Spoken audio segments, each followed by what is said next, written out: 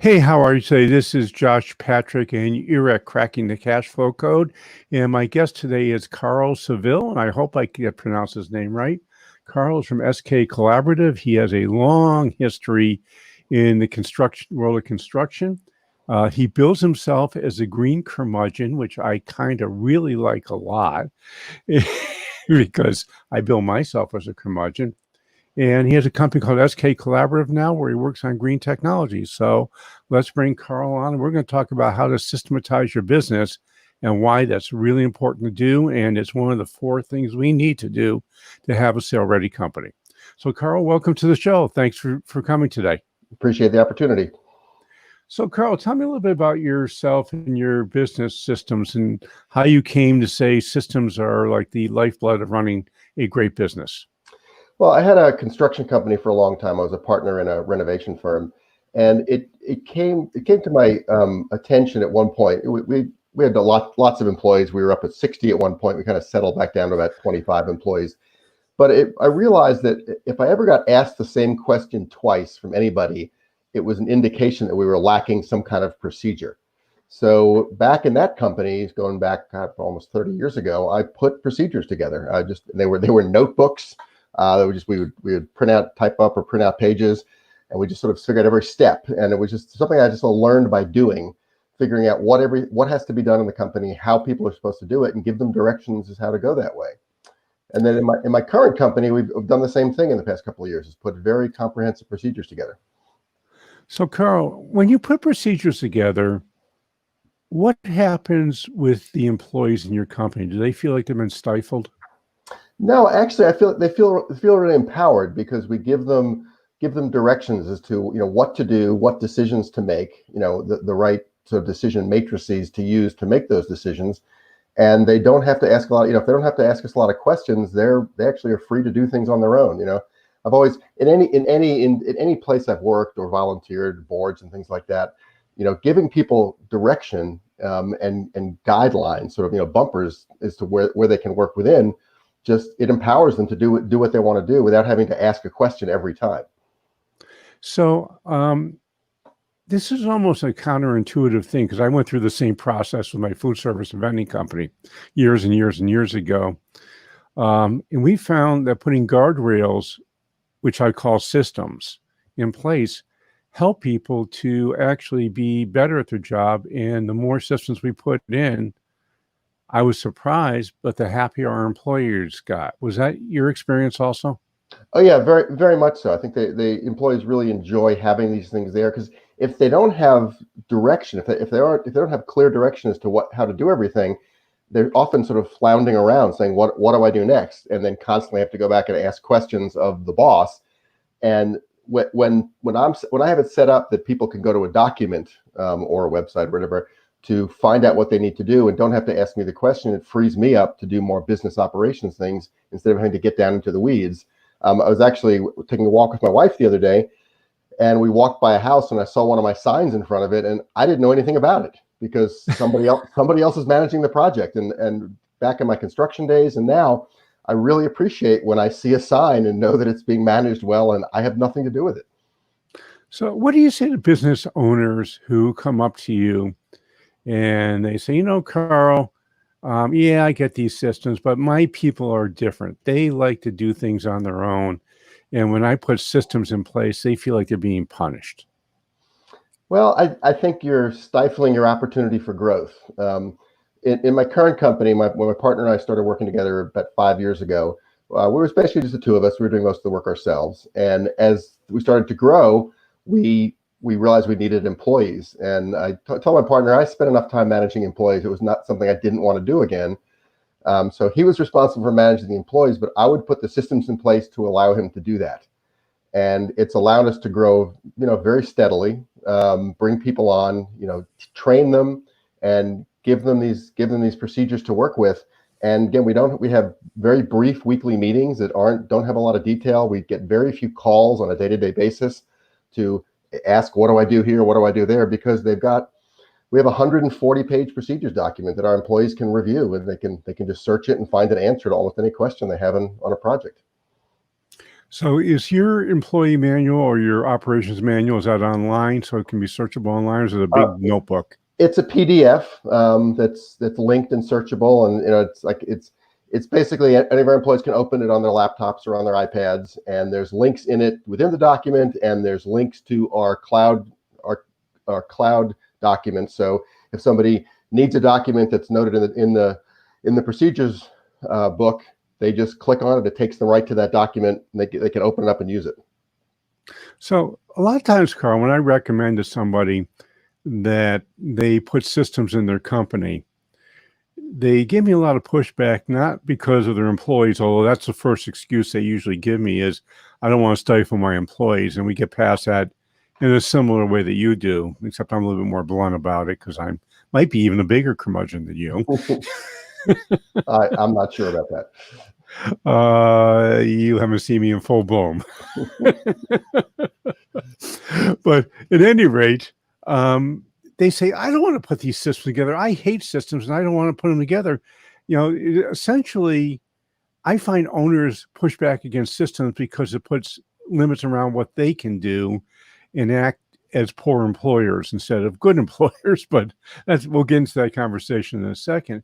But if you're going to have somebody establish systems in the employer, really like me, I'm not, I'm great at designing systems. I just don't like documenting them. Mm-hmm. How do you recommend they document them in a way that's actually operationally doable? Well, you have to find somebody who's got sort of the mindset and the skill set to do that. In my case, it happens to be something that I like to do. You might hire an outside consultant if it's not something that you want to do, to basically interview you and say, how do we do each of the things in the business? And what I've always done is, as I start drafting any kind of procedure, it goes out to everybody that does the work with it, saying, hey, does this make sense? Is this what you're doing in the field? It's not an easy process, but anytime I've put any system together in any business I've owned, going back to construction, we put really comprehensive estimating systems in that sped up and mechanized the estimating process. That was a 6-month process. I basically camped out and put it together over a 6-month period, essentially acting as a consultant to my own business. So you have to have somebody either in your business or outside the business that you can bring in to do those things. Yeah, I actually have a different methodology for doing that. I make the person who is doing the job document what they do. And I do that for 2 reasons. One is because I'm an incredibly lazy human being, and I don't want to do it myself. And 2, the person doing the job, at least in my opinion, is the expert at the job. And they really should be the one that documents what the process is. And once they document, then I just look it over and make sure it makes sense to me. And if I was pretending I didn't know what I was doing, I would say, gee, could I learn from this?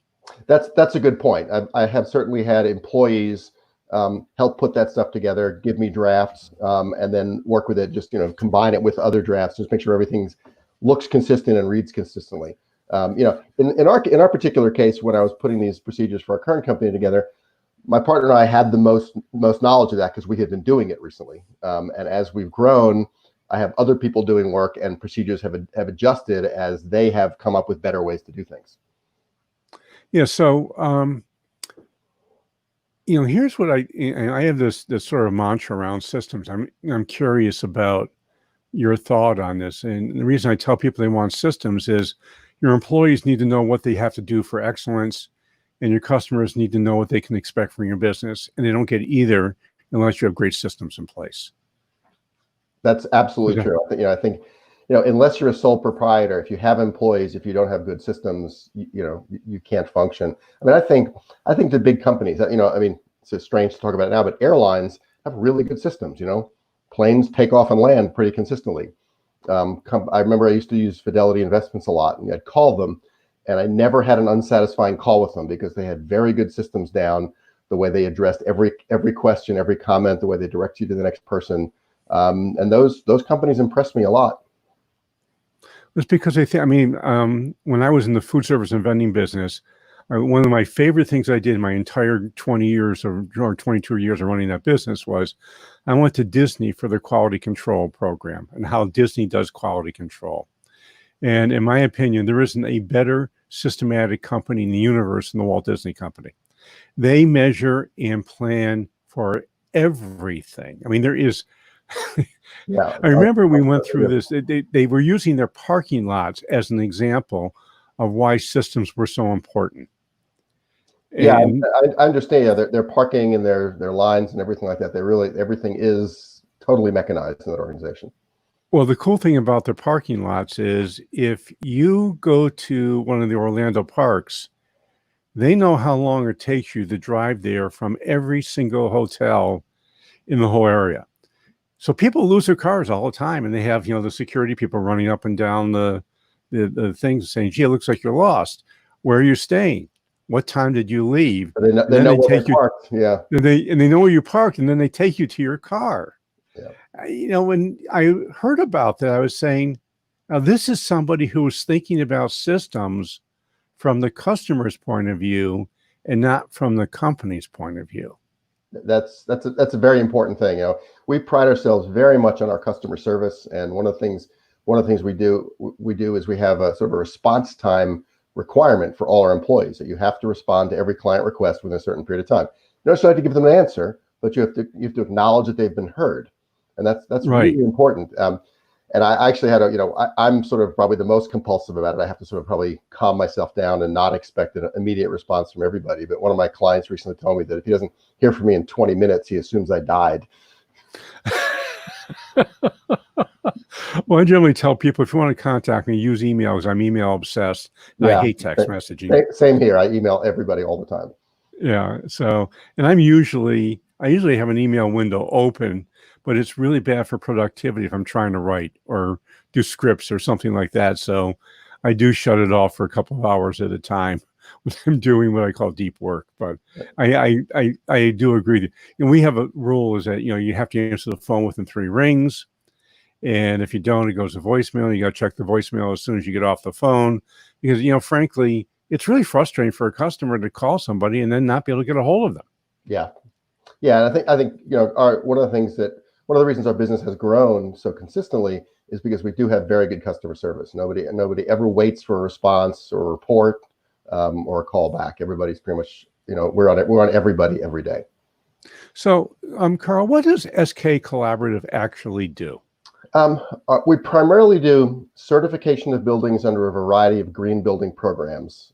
It's the bulk of it is multifamily housing, both affordable and market rate. Yep. Some single family housing, a little bit of light commercial work, and we work all over the country. We do work in the Virgin Islands. We've done some work in Mexico, and we primarily work with developers who either need the green certification for either financing or, in the case of affordable housing, accessibility to affordable housing tax credits. And in some cases, they just choose to do it because it's a corporate policy. Yeah, I would assume you have a few clients up here in Vermont because we tend to be on the green side more than most other places I've been to. We have no work in Vermont at this point, but there's a lot going on in Vermont. I mean, the bulk of the work is Southeast U.S., and we just do work a lot of work in the Midwest. We actually have a bunch of work in the Virgin Islands right now. There's a lot of affordable housing being built down there. Cool. So, you also talked about getting rid of whoever you talk about the most. I love that because it is so true. It is so true. I have to give credit to my old business partner in my construction company. He came up with this at one point, and it is some of the best business advice I have ever heard. Whoever your company ends up talking about the most just needs to be removed from your life. And it can be an employee, it can be a subcontractor, it can be a vendor, it can be a client, because you don't talk about people who don't give you trouble, and you waste endless amounts of energy on the people that are basically driving you nuts. And every month or so, you should just look around and who are you talking about the most? And if you can figure out a way if you can't straighten them out and get them to a point where you don't talk about them, you probably should remove them from your business. Yeah, that is a great. I love that. I'm a big fan of what I call hacks, or what the world calls hacks today, and that is one of the great hacks of all times. We used to have this quarterly appreciation program in my food service company. We had 90 employees, and we would go around and I would give a certificate, and they get a pin and $10 for every year they've been with us, up to $100. But the key for me in that appreciation conversation was, could I think about something easily to talk about where that person has supported our corporate values in some way? And if the answer was I couldn't really think of something easily, I would then say to myself, why the heck are they in the company still? Yeah. It is. It's funny. People who are serving you very well, they tend to be invisible. Right. And you have to really work hard to figure out, to basically give them the proper attention they need, because you spend so much time on the people that aren't serving you well. Well, you just need a system around it. Yeah. I mean, again, most systems I've found that are good are these things that sort of start small and they grow and they grow and they grow on themselves. But you want to make sure your systems, this is a good question for you. How do you keep your systems from becoming bureaucratic? Interesting point. I think I try and keep them fairly streamlined. I mean, we have a big book, but it covers a lot of stuff, and the systems are, well, the system, there's sort of two pieces to the systems. There's the written documentation, and then there's the way we actually accomplish it. And I basically built our internal systems essentially using a whole bunch of apps, and compare that to my old company where we had literally tens of thousands of dollars of legacy software that we put on servers in our office. Now everything's on the cloud, everything's online, and I've just found a bunch of apps that are fairly inexpensive, and everybody knows how to use them. They're fairly simple steps. When you get to this point, you do this thing. And in our particular case, it works out well that on our projects, inspections are made, invoices are sent out, and I have basically no interaction with that, because once we set it up front when the project starts. And basically everybody just goes through the steps. They check this app, check off a little box, and moves on to the next stage. So the backup written stuff is actually very dense and very complicated. It's primarily meant for reference. And the actual work is done in these applications that are fairly simplified and basically just a few simple steps. So do you use any process control methodology in your company? I'm not sure how explain that. Lean, agile, theory of constraints. No, we've looked at one. We started working with this one thing called EOS, Entrepreneurial Operating Systems. Although that's not a process improvement. It's a great system, by the way. I love EOS. Yeah, we're not using any specific systems like Agile or anything of that sort.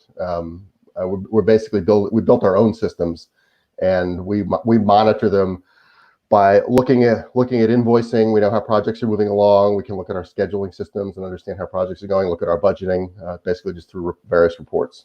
We do that on a regular basis. Cool. So what kind of software do you guys use to help your people become more efficient? Well, we kind of built, at one point we looked at sort of basically having a custom system built that kind of encompassed everything. We never quite got there. But right now we're using an app called Trello, which is basically a task management system. We don't need a true scheduling system because we're not in the critical path, but we just have to manage all our milestones. Every project is on Trello, and that's where all the documents lie. That's where the schedules, are say how many inspections we're scheduled to go to. Our invoicing milestones are all in there, and the employees just work through that. We just use an app called Harvest for timekeeping and budgeting. It does our job costing as well as our payroll. And that's pretty much it. We use Google Docs for a lot of stuff. We have some extensive spreadsheets that we use to track our projects. And I'm impressed at how inexpensive it is compared to implementing legacy software, which we don't do anymore. Our company is entirely cloud-based. We have no phones. We have a virtual phone system. Everything's on the cloud. And when we had to stop coming to the office because of the COVID thing, it really didn't change how we worked because people didn't spend a lot of time in the office anyway.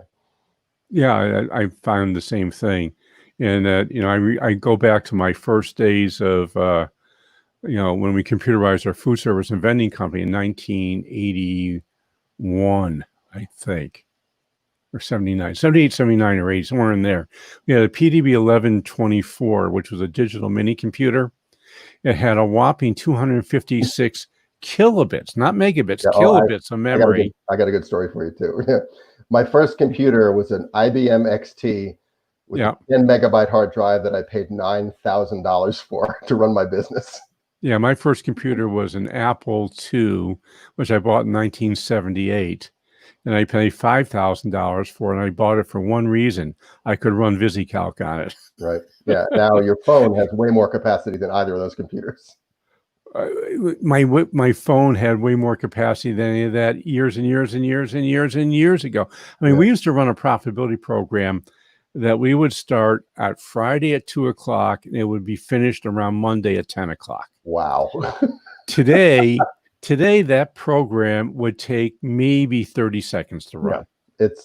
It's truly astounding how technology has changed and how much, what we can do with spreadsheets and online apps. And I'm just amazed. Yeah, all that stuff has gotten a lot cheaper and a lot better. Now, you brought up something which I think is really important for the folks listening, and that is buy a software package for what it does well. Don't try to make your software package fill all your needs. There are too many people out there trying to sell this all-in-one software stuff, and the only company I've seen close that comes through that is Zoho.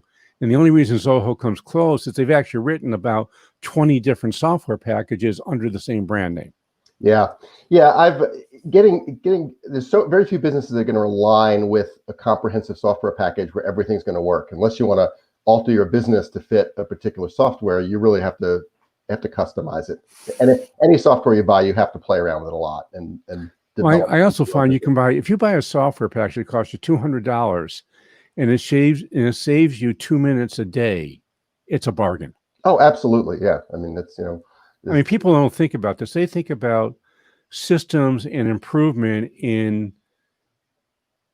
hours, and you should be thinking in seconds. Yeah. Not even minutes. Yeah. Anytime you can shave a minute or two off, that repeats itself.